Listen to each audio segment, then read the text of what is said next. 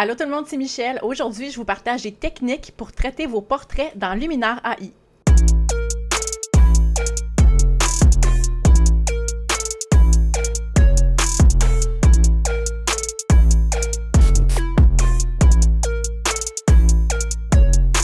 Ce qui est le fun avec Luminar AI, c'est qu'il offre plusieurs outils d'intelligence artificielle, ce qui nous permet de faire un traitement qui est vraiment super rapide. Je vais vous montrer, là, en environ 2 minutes, on va avoir une super belle photo prête à être exportée. Alors, je vais ajouter ici l'accent et je vais aller tout de suite dans le panneau Portrait. Et vous voyez ici, il y a Visage AI, un outil que j'utilise dans 95% du temps, Visage Lumière. Ce que ça fait, c'est que ça va aller rechercher de l'exposition seulement dans le visage ou dans les visages qui sont dans votre image. Donc, juste un petit peu, ça fait une bonne job. J'aime bien améliorer les yeux. Enlever les cernes un petit peu, améliorer les sourcils, quoique là, Dave, ses sourcils sont pas mal cachés par ses lunettes. On peut aussi améliorer le grain de peau, ce que je trouve qui n'est pas nécessaire dans le cas actuel. Donc déjà en partant, vous voyez, ça c'est la photo originale, c'est là où on est rendu. Et là, ce qu'on peut faire, c'est rajouter du style à la photo. J'aime bien utiliser le spectaculaire. Ce que l'outil spectaculaire fait, c'est qu'il va désaturer la photo et augmenter le contraste. J'aime vraiment beaucoup ça. Je vais en rajouter un petit peu. Et je vais aller chercher un lot dans Ambiance.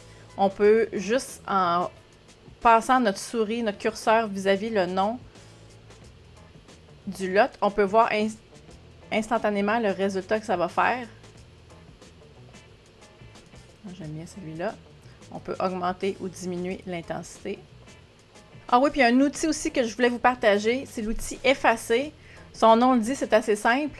Il va effacer des éléments qu'on ne veut plus dans notre image. Donc, on peut décider de la grosseur du pinceau. Là, personne n'a de pensée croche maintenant, OK? On fait effacer et le logiciel va automatiquement effacer et ajuster le reste de l'image pour que ça fonctionne. Si je fais un zoom dans l'image, vous voyez, ni vu ni connu. Deuxième exemple que je vais vous montrer ici. Je veux recadrer la photo. Vous voyez, j'ai toujours tendance à prendre mes photos un petit peu croche, là. C'est très involontaire, mais je suis comme un petit peu pris avec ça. Donc, on va essayer de redresser le plus possible la photo sans couper les doigts ici de Nathan. Puis, tous ces éléments-là ici à droite, je trouve pas ça très intéressant dans la photo. Alors, on va cropper ça. On va faire format libre. On va cropper ça comme ça. Tiens.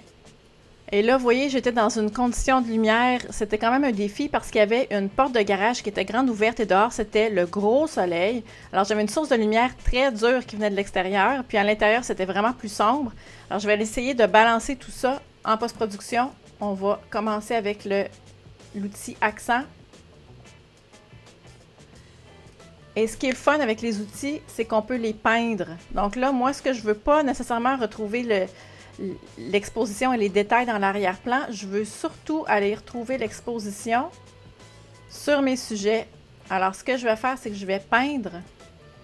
Là, vous comprendrez que pour le besoin de la vidéo, j'y vais assez rondement pour ne pas passer 2 heures là-dessus. Ce qui est intéressant, c'est que les masques qu'on vient de peindre, on peut les copier et les coller sur d'autres outils.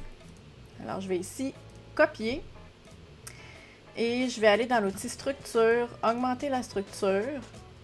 Et je vais le coller, donc ça va s'appliquer exclusivement sur mes sujets. Je vais faire la même chose avec détails, augmenter un petit peu les détails.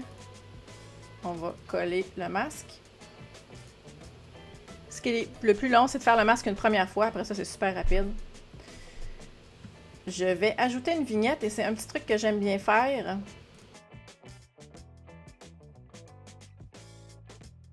Je vais ajouter de la lumière interne. C'est un autre élément qui va me permettre d'aller rechercher de l'exposition vis-à-vis des sujets. Je vais diminuer ensuite la vignette. Vous voyez ce que ça va faire avant. Après, je vais aller rechercher mon outil Visage Lumière. Vous voyez, le visage surtout d'Alex, c'est à contre-jour comme ça. Je vais aller rechercher l'exposition dans le visage. Vous voyez, comme ça. Et même ce qui est intéressant, c'est si je trouve que dans le visage de Nathan, il y a trop de lumière, je peux aller effacer l'effet, par exemple à 50%. Étant donné que lui était face à la source de lumière, image originale, image traitée. Ce qui est super intéressant, c'est qu'on peut sauvegarder les traitements qu'on fait. Vous cliquez sur les 3 petits points en bas à droite, juste ici. Cliquez sur enregistrer, ils sont sauvegardés dans vos modèles. Puis je vais vous donner un exemple. Vous voyez ici, on reconnaît cette face-là. Donc c'était mon portrait du dernier vidéo que j'ai fait. Et pour essayer d'avoir une espèce de continuité dans le look de mes photos de cover, je me suis créé un modèle qui s'appelle Cover YouTube. Et quand je clique là-dessus, il y a une série d'outils qui vont automatiquement s'appliquer. Et vous voyez, avant, après.